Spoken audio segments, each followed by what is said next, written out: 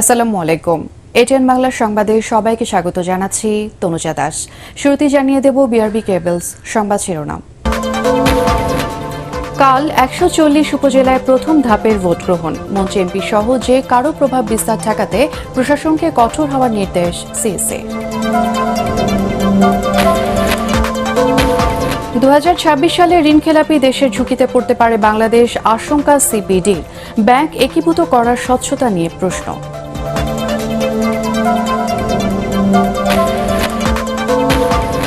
সারা দেশে সরকারের বোরো ধান চাল কেনা শুরু। ধানের কেজি ৩২ এবং চালের দাম ৪৫ টাকা নির্ধারণ। কৃষককে হয়রানি না করার নির্দেশ। জুলাই থেকে এলাকা ভিত্তিক স্থায়ী দোকানে পণ্য বিক্রি করবে টিসিবি। ভর্তুকি নয়, ন্যায্য মূল্যে প্রতিটি পণ্য পৌঁছানোর লক্ষ্য সরকারের।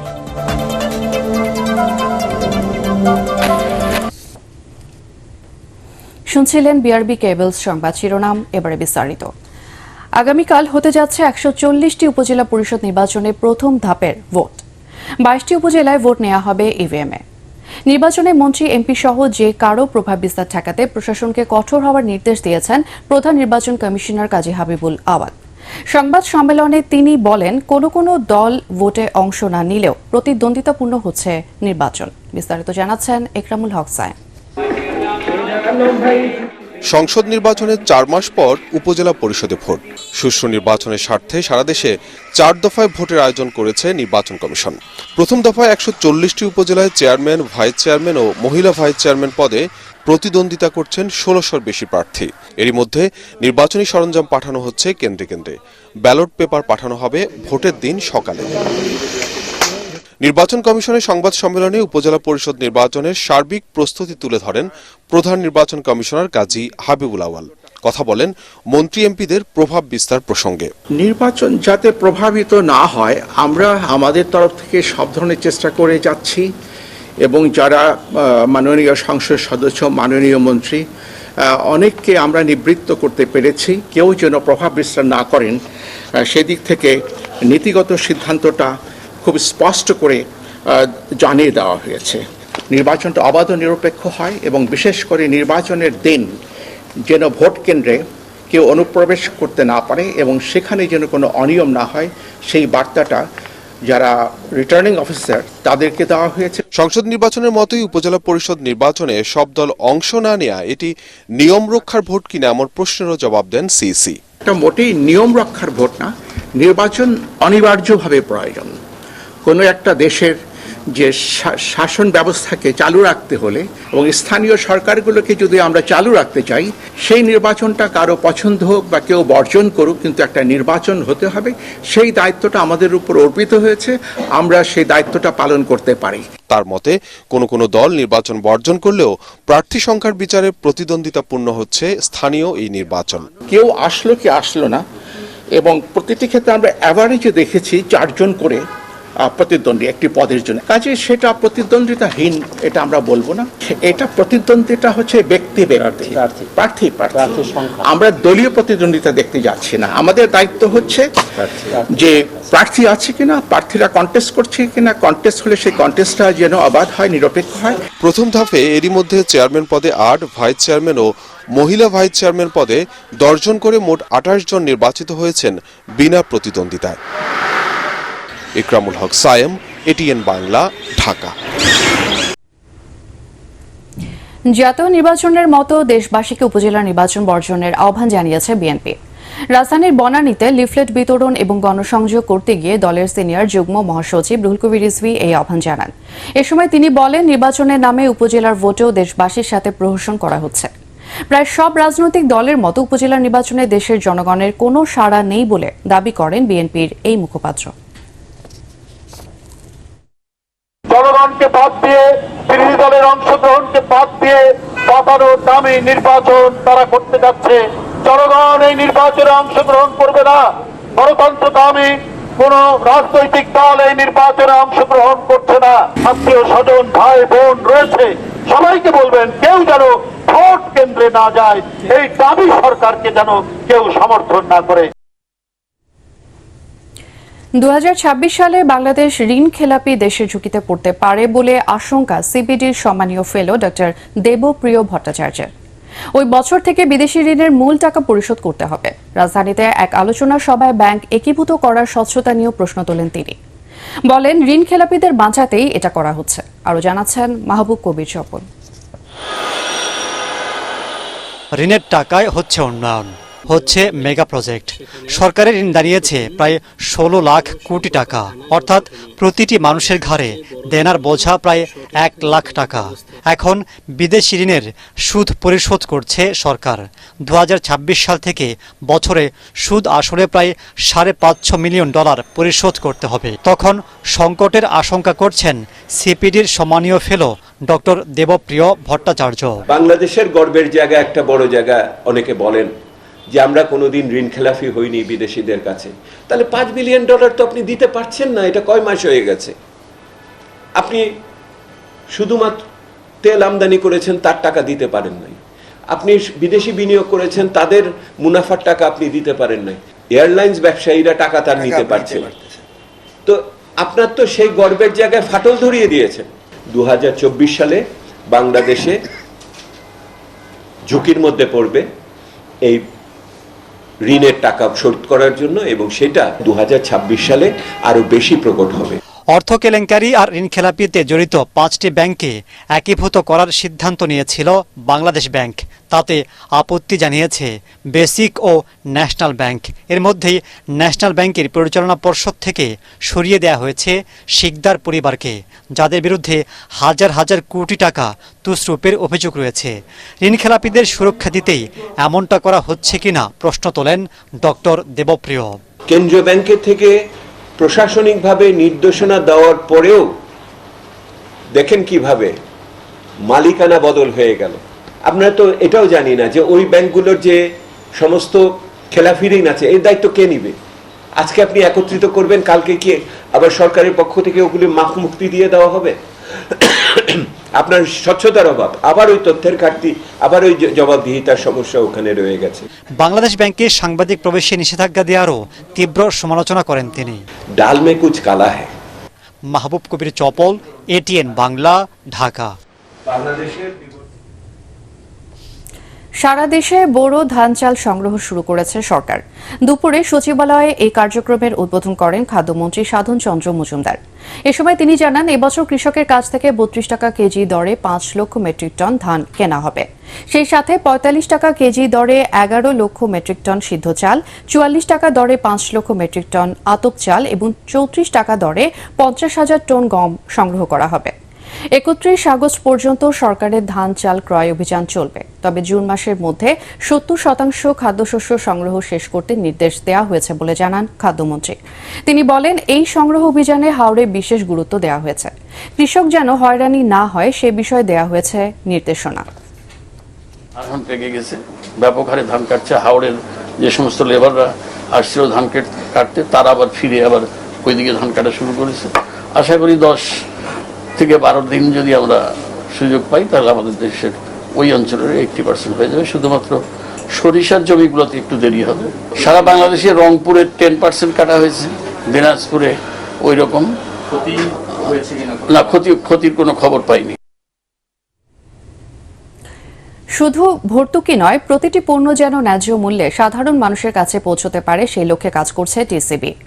রাজধানীর বাড়িধারা পার্কে মে মাসে টিসিবির পণ্য বিক্রয় কার্যক্রমের উদ্বোধন করে বাণিজ্য প্রতিমন্ত্রী আহসানুল ইসলাম টিটু জানান, সব ধরনের ক্রেতার কথা চিন্তা করে জুলাই থেকে সারা দেশে এলাকাভিত্তিক স্থায়ী দোকানে পণ্য বিক্রি করবে টিসিবি। আরও জানাচ্ছেন মাজহারুল হক মুহাজির। বাড়িধারা এলাকাটা এটা ডিপ্লোম্যাটিক জোন। এখানে আমি যখন শুনছি আমি নিজেও অবাক হয়েছি। কারওয়ান বাজার, মহাখালী কিংবা মোহাম্মদপুর নয়, মে মাসের টিসিবি পণ্য বিক্রয় কার্যক্রম উদ্বোধনের এই আয়োজন রাজধানীর ডিপ্লোম্যাটিক জোন বাড়িধারায়। এখান থেকে দেশব্যাপী 1 কোটি ফ্যামিলি কার্ডধারী নিম্ন আয়ের পরিবারের মাঝে ভর্তুকি মূল্যে পণ্য বিক্রি শুরু করলো সংস্থাটি। রিল্যাক্সে আসি, রোদ নাই, অনেক শান্তিতে আসি। বাড়ির দ্বারা তো দোকানের লাগিয়ে দেয় না, তাই ওখানে যে বাড়ির দ্বারা ঢুকছি এটাই ধন্যবাদ। এ সময় বাণিজ্য প্রতিমন্ত্রী জানান, প্রধানমন্ত্রীর নির্দেশেই টিসিবি সাফল্যের সাথে সব ধরনের কার্যক্রম চালিয়ে যাচ্ছে। এই দীর্ঘ সময়ে বিভিন্ন সরকার ক্ষমতায় ছিল, বিশেষ করে সামরিক সরকারগুলো ক্ষমতায় থেকে টিসিবিকে একেবারেই ভঙ্গুর অবস্থায় নিয়ে গেছিল। সেই টিসিবিকে মাননীয় প্রধানমন্ত্রী আবার ঘুরে দাঁড়ানোর জন্য আমাদেরকে ম্যান্ডেট দিয়েছে। আগামীতে টিসিবির পণ্যের সংখ্যা বাড়ানোর চিন্তা রয়েছে উল্লেখ করে তিনি বলেন, নিত্য প্রয়োজনীয় পণ্যের সরবরাহ ঠিক রাখতে পারলে দাম নিয়ে কেউ কোনো কারসাজি করতে পারবে না। এই প্রকল্পটা কিন্তু আমরা ফ্রি দিচ্ছি না, ফ্রি আমাদের অন্য কর্মসূচি আছে, এখানে কিন্তু পণ্য দাম দিয়ে কিনতে হয়। সো এমএন ফ্যামিলিকে দিতে হবে যার ওই 500 থেকে 1000 টাকা একবারে দিয়ে কেনার সামর্থ্য আছে। একেবারে যারা হতদরিদ্র তাদের জন্য কিন্তু আমাদের অন্য কর্মসূচি আছে। এ দফায় ফ্যামিলি কার্ডধারী একজন ক্রেতা সর্বোচ্চ 2 লিটার সয়াবিন অথবা রাইস ব্রেন তেল, 5 কেজি চাল, 2 কেজি করে মসুর ডাল কিনতে পারবেন। প্রতি লিটার ভোজ্য তেলের দাম রাখা হচ্ছে 100 টাকা। প্রতি কেজি চাল 30 টাকা আর মসুর ডাল 60 টাকা দরে বিক্রি করছে টিসিবি। মাসহারুল হক মুহাজির, এটিএন বাংলা, ঢাকা। তীব্র তাপদাহের পর ঢাকার সর্বোচ্চ তাপমাত্রা নেমেছে 30 ডিগ্রির নিচে। বিভিন্ন এলাকায় বৃষ্টিপাত হওয়ায় এই মাসের শুরু থেকেই কমতে শুরু করে তাপমাত্রা। এরই ধারাবাহিকতায় সর্বোচ্চ তাপমাত্রা নেমে এসেছে 30 ডিগ্রির নিচে। আগামী 3 থেকে 4 দিন একই রকম আবহাওয়া থাকতে পারে বলে জানিয়েছে আবহাওয়া অধিদপ্তর। আজও দেশের বিভিন্ন স্থানে বৃষ্টিপাত হতে পারে, আর তাতে তাপমাত্রা আরও কমতে পারে। চলতি মাসের মাঝামাঝির পর থেকে আরেকটি তাপপ্রবাহ হওয়ার আশঙ্কা রয়েছে। আগামী কয়েকদিন বজ্রসহ বৃষ্টিপাত হবে। আবহাওয়া অধিদপ্তরের পক্ষ থেকে সবাইকে সতর্ক থাকার আহ্বান জানানো হয়েছে। আজকের যে পূর্বাভাস রয়েছে এটাও আজকেও বৃষ্টি হবে। সেক্ষেত্রে হয়তো আপনার দিনের শেষ ভাগে যে বৃষ্টিটা বেসিক্যালি হওয়ার সম্ভাবনা বেশি। তো আগামী আরও 3-4 দিন এমনকি আরও বৃষ্টি এটা বাড়তে পারে। সেক্ষেত্রে তাপমাত্রা অনেকটা সহনীয় পর্যায়ে থাকবে। কালো মেঘ দেখলে বা আকাশে বৃষ্টি শুরু হয়ে গেলে বিশেষ করে খোলা ছাদে আমরা থাকবো না। গত 6 বছরেও শেষ হয়নি মানিকগঞ্জে মডেল মসজিদের নির্মাণ কাজ। দীর্ঘ সময়ে কাজ শেষ না হওয়ার জন্য ঠিকাদারি প্রতিষ্ঠান এবং কর্তৃপক্ষের গাফিলতিকে দুষছেন স্থানীয়রা। তবে নতুন ঠিকাদারি প্রতিষ্ঠানকে দ্রুততম সময়ের মধ্যে কাজ শেষ করে মসজিদ হস্তান্তর করতে আলটিমেটাম দিয়েছে গণপূর্ত অধিদপ্তর। মানিকগঞ্জ প্রতিনিধি শহীদুল ইসলাম সুজনের রিপোর্ট, জানাচ্ছেন শরীফুল ইসলাম। ইসলামিক জ্ঞান ও সংস্কৃতি বাড়ানোর লক্ষ্যে 2017 সালে দেশে 560টি মডেল মসজিদ নির্মাণের উদ্যোগ নেয় সরকার। এর আওতায় 2019 সালে মানিকগঞ্জে এই মসজিদের নির্মাণ কাজ শুরু করে ঠিকাদারি প্রতিষ্ঠান হোসাইন কনস্ট্রাকশন। কিন্তু কাজ পাওয়ার পর থেকেই জায়গা অধিগ্রহণ, নির্মাণ সামগ্রীর দাম বৃদ্ধি, করোনার অজুহাতে 2023 সাল পর্যন্ত নামমাত্র কাজ করে গণপূর্তের কাছে আত্মসমর্পণ করে নির্মাতা প্রতিষ্ঠানটি। পরে এবছর জানুয়ারিতে মসজিদের নির্মাণ কাজ দেওয়া হয় রফিক কনস্ট্রাকশন নামে আরেকটি ঠিকাদারি প্রতিষ্ঠানকে। নতুন ঠিকাদারি প্রতিষ্ঠানের কাজের ধীরগতিতেও হতাশ এলাকাবাসী। মসজিদটা হইতেছে না, মানে কিছু কাজ হয়, কিছু কাজ হয় না। মানে এটা কন্ট্রাক্টর না প্রশাসনের গাফিলতা, এটা আমরা সঠিক বুঝতে পারতেছি। সরকারের কাছে দাবি আমাকে এইটুকু যে মসজিদটা হইলে আমাকে একটু সুবিধা হয়, সব দিকেই ভালো, আমাকে আমরা ভালো হয়। সামনে বড় ধরনের কোনো প্রাকৃতিক দুর্যোগ না এলে নির্দিষ্ট সময়ের মধ্যে জেলাবাসীর বহুল কাঙ্ক্ষিত মডেল মসজিদটির নির্মাণ কাজ শেষ হবে বলে আশা বর্তমান ঠিকাদারি প্রতিষ্ঠানের। আমরা আশা করতেছি যদি কোনো রকম প্রাকৃতিক দুর্যোগ বা কোনো সরকারি বিধিনিষেধ না থাকে তাহলে আমরা যত সময়ের মধ্যেই আমরা কাজটা ইনশাল্লাহ শেষ করে দিব। প্রাকৃতিক দুর্যোগ সহ নানা কারণে নির্মাণ কাজে দেরি হয়েছে স্বীকার করে নির্বাহী প্রকৌশলী জানালেন, দ্রুত কাজ শেষ করতে নির্মাতা কোম্পানিকে আলটিমেটাম দিয়েছেন তারা। প্রথম ধাপে যখন মসজিদের জায়গাটা বুঝাই দিতে আমাদের অনেক দেরি হয়ে গেছিল। যখন প্রথম টেন্ডারটা ক্যান্সেল হয় তখন ওই ঠিকাদার তো অনেকদিন জায়গা বুঝে না পাওয়ার কারণে কাজ শুরুই করতে পারেনি। তো সেক্ষেত্রে জটিলতা প্রথম দিকে ছিল, পরবর্তীতে তো কাজ শুরু হয়ে যাওয়ার পরে আর তেমন জটিলতা হয়নি। ধর্ম মন্ত্রণালয়ের অর্থায়নে সারা দেশে মডেল মসজিদ নির্মাণ কাজ বাস্তবায়ন করছে গণপূর্ত অধিদপ্তর। এরই মধ্যে বিভিন্ন জেলায় নির্মিত দৃষ্টিনন্দন এই মসজিদ আকৃষ্ট করেছে সবাইকে। Bureau report, ATN Bangla. Bangladesh garments, accessories and packaging manufacturers and exporters association BGAPMEA 2024-26 বর্ষের নির্বাচন হবে আগামী 11 মে। গতরাতে চট্টগ্রামে অনুষ্ঠিত হল ঐক্য পরিষদের প্যানেল পরিচিতি। এতে প্রধান অতিথি ছিলেন পিএইচপি ফ্যামিলির চেয়ারম্যান সুফি মোহাম্মদ মিজানুর রহমান। সংগঠনের সাবেক সভাপতি শফিউদ্দিনের সভাপতিত্বে প্যানেল লিডার মোহাম্মদ শাহরিয়ার চট্টগ্রাম অঞ্চলের 5 জন সহ 21 প্রার্থীকে পরিচয় করিয়ে দেন। অনুষ্ঠানে বাংলাদেশ মিলিটারি একাডেমির শিক্ষা পরিচালক ব্রিগেডিয়ার জেনারেল লুৎফর রহমান, আব্দুল কাদের খান, বিজিএমই এর সাবেক পরিচালক এম শফিউল করিম এবং ওয়ার্ড কাউন্সিলর শাহিদুল ইসলাম বাবু এবং ঢাকা ও চট্টগ্রাম অঞ্চলের প্রার্থীরা বক্তব্য রাখেন।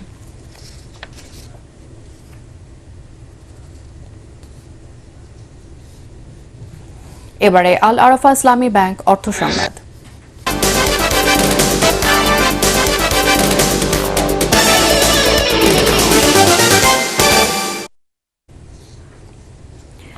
দেশজুড়ে এখন চলছে ধান কাটার মহোৎসব।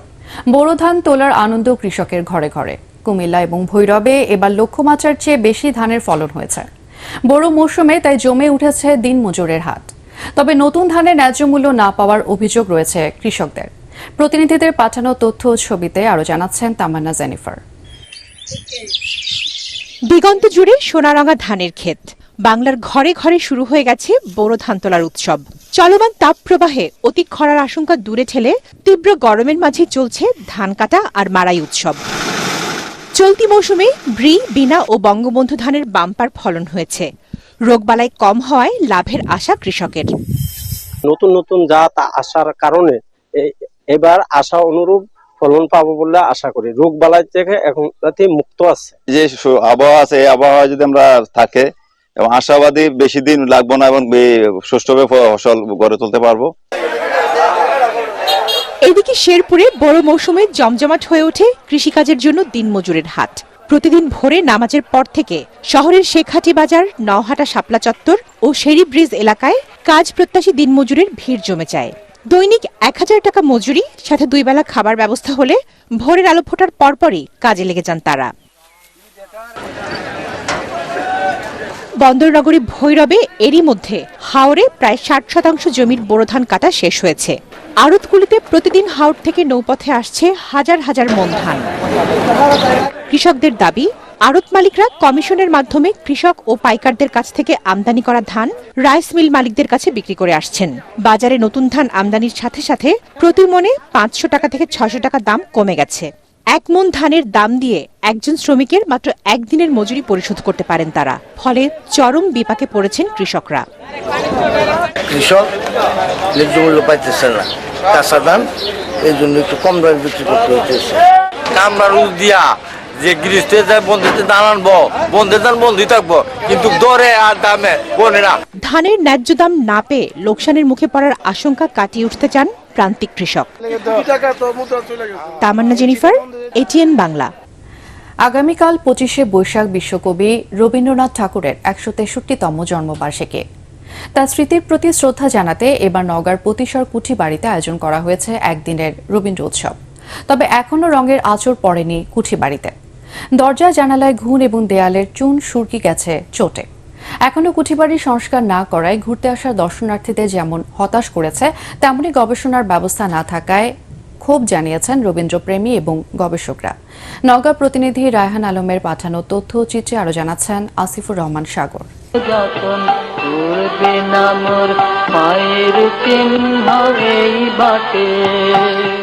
1891 সাল থেকে 1937 সাল পর্যন্ত রবীন্দ্রনাথ ঠাকুর নিয়মিত আসতেন নওগাঁর আত্রাই উপজেলার নিভৃত গ্রাম পতিশরে। জমিদারি পরিচালনায় নির্মাণ করেন কুঠিবাড়ি। এখানে বসেই তিনি রচনা করেছেন কালজয়ী অনেক কবিতা, গল্প ও প্রবন্ধ। এই কুঠিবাড়িতে রয়েছে রবীন্দ্রনাথের ব্যবহৃত নানা সামগ্রী, যা দেখতে প্রতিদিনই দূর দূরান্ত থেকে আসেন দর্শনার্থীরা। অনেক ইতিহাস তাদের যেগুলো আমাদের জানা ছিল না, সেগুলো জানলাম। তার আসবাবপত্র এগুলো দেখলাম। 25শে বৈশাখ বুধবার বিশ্বকবির 163তম জন্মবার্ষিকীতে এখানে আয়োজন করা হয়েছে একদিনের রবীন্দ্র উৎসব। শেষ মুহূর্তে অনুষ্ঠানে মঞ্চ তৈরি ও বাইরে পরিষ্কারের কাজ চললেও এখনও সংস্কার করা হয়নি কুঠিবাড়ি। মূল ফটকের দরজা ও জানালায় ধরেছে ঘুণ। সে বৈশাখে একবারই উদযাপিত হয়, আর যেহেতু এটা রবীন্দ্রনাথের মূল কাচারি বাড়ি, এটা তো সরকারের এবং কর্তৃপক্ষের দেখা উচিত মনে করি। অনেক জায়গায় ফাটল দেখা যাচ্ছে বা রং চটে গেছে, সেগুলো আরেকটু মেরামত করলে আরেকটু ভালো লাগে।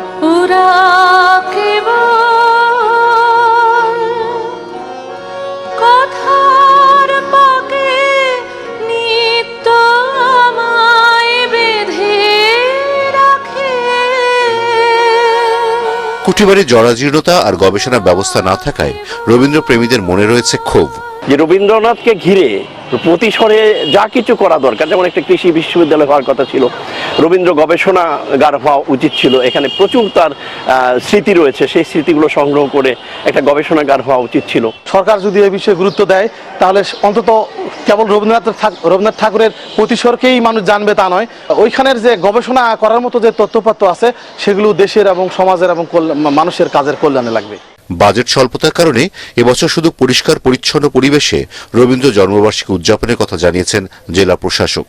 এই অনুষ্ঠানের জন্য আমরা যে সামান্য বাজেট পাই, এটা দিয়ে সবচেয়ে বড় খরচটা চলে যায় ডেকোরেশনে, অনেক টাকা নেই ডেকোরেশনে। এই টাকা এটা দিয়ে হয়তো এখন ঘর সংস্কার সম্ভব নয়, যতটুকু পারি আমরা পরিচ্ছন্ন পরিবেশে অনুষ্ঠানটা আয়োজন করি। কখন কে বলে গো সেই প্রভাতে নেই আমি সকল বাংলা সাহিত্যের দিকপাল রবীন্দ্রনাথ ঠাকুরের স্মৃতি বিজড়িত প্রতিসরের কুঠিবাড়ির দ্রুত সংস্কারের দাবি জানিয়েছেন স্থানীয়রা। কে বলে গো সেই প্রভাতে। Bureau report, ATN Bangla. এবারে পাটেক্স খেলার খবর।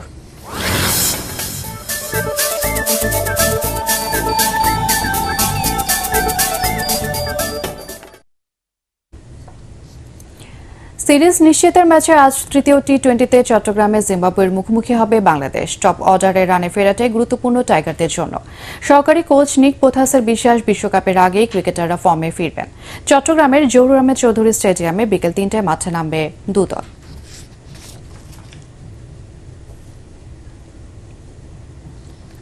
চ্যাম্পিয়ন্স লিগ সেমিফাইনালের দ্বিতীয় পর্বে রাতে বরুসিয়া ডর্টমুন্ডের মুখোমুখি হবে পিএসজি। প্রথম লেগে জার্মান ক্লাবের বিপক্ষে 1-0 গোলে হারিয়ে কিছুটা পিছিয়ে লুইস এনরিকের দল। তবে নিজেদের মাঠে খেলা হওয়ায় আত্মবিশ্বাসী কিলিয়ান এমবাপ্পেরা। অতীত ইতিহাস থেকেও তারা অনুপ্রেরণা নিতে পারে। 4 বছর আগে শেষ 16তে প্রথম লেগে ডর্টমুন্ডের কাছে হারলেও ঘরের মাঠে বড় জয় নিয়ে কোয়ার্টার ফাইনাল নিশ্চিত করে ফরাসি ক্লাবটি। এখনও চ্যাম্পিয়ন্স লিগ না জেতা পিএসজিকে ফাইনাল নিশ্চিত করতে হলে অন্তত 2 গোলের ব্যবধানে জিততে হবে। রাত 1টায় মাঠে নামবে দুদল।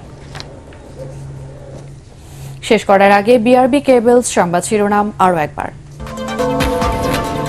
কাল 140 উপজেলায় প্রথম ধাপের ভোট গ্রহণ। মন্ত্রী এমপি সহ যে কারো প্রভাব বিস্তার ঠেকাতে প্রশাসনকে কঠোর হওয়ার নির্দেশ সিএসির। 2026 সালে ঋণখেলাপি দেশের ঝুঁকিতে পড়তে পারে বাংলাদেশ, আশঙ্কা সিপিডির। ব্যাংক একীভূত করার স্বচ্ছতা নিয়ে প্রশ্ন।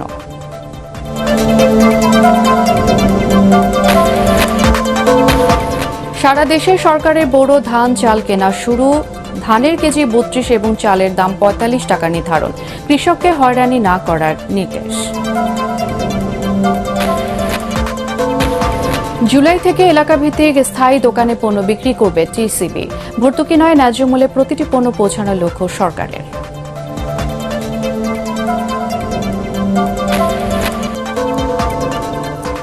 আর এই ছিল এখনকার সংবাদ। আমাদের এটিএন বাংলার সংবাদ ইউটিউবে দেখতে ব্রাউজ করুন youtube/ATN বাংলা নিউজ। আমাদের সাথে থাকার জন্য ধন্যবাদ।